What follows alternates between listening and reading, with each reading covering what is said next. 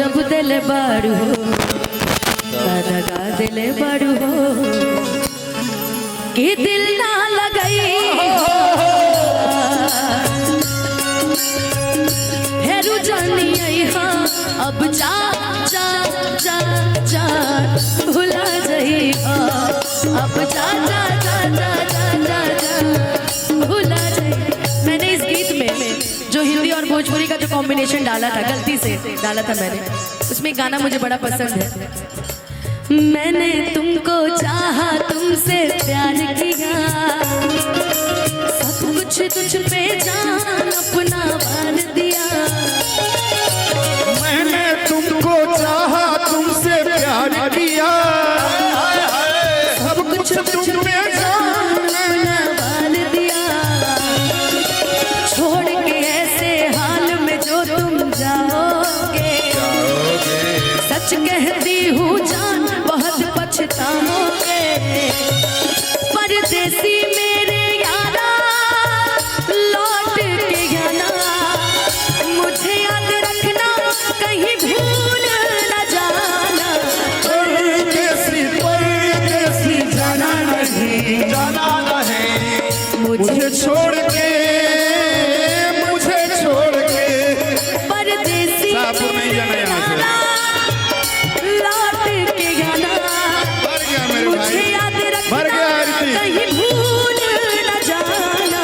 परदेसी परदेसी जाना नहीं मुझे छोड़ के हो मुझे छोड़ के।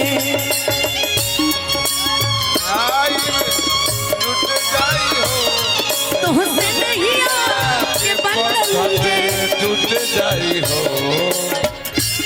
केहू जिंदगी में नहीं खे हर तुहरा सिवा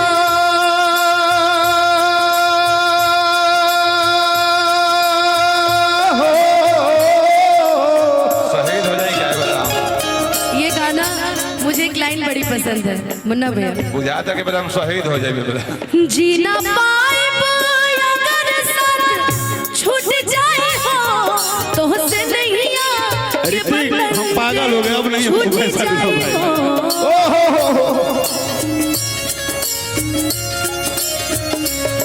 मन के नगरी से सुख सारा आधे लूट जाए हो साथ पाइब ना तो किस्मत फूट जाए हो। केहू जिंदगी में नहीं खे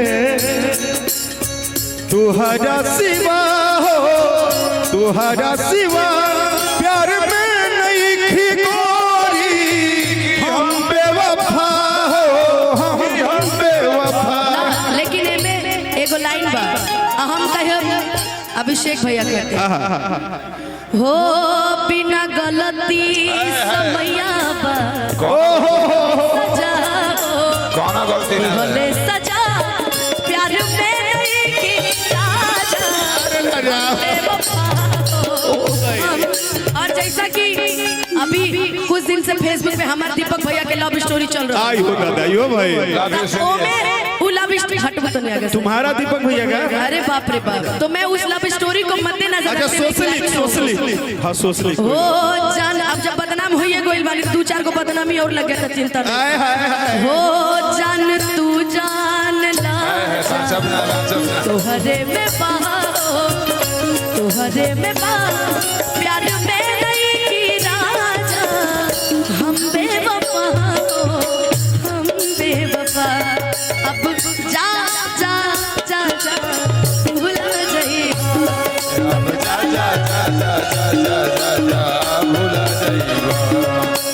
जा जा जा जा जा जा भुला जाई हो।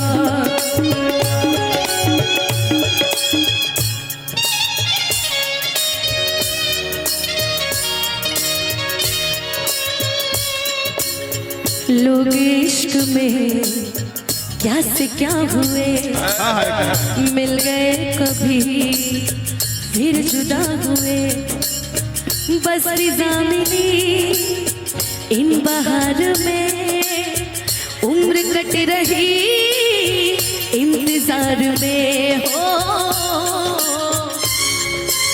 एक बात बताइए, क्यों किसी को वफा के बदले वफा नहीं मिलती, क्यों किसी को दुआ के बदले दुआ नहीं मिलती। जायदा। ये प्यार में क्यों होता है, ज्यादा कोर्ट कचहरी बंद करो।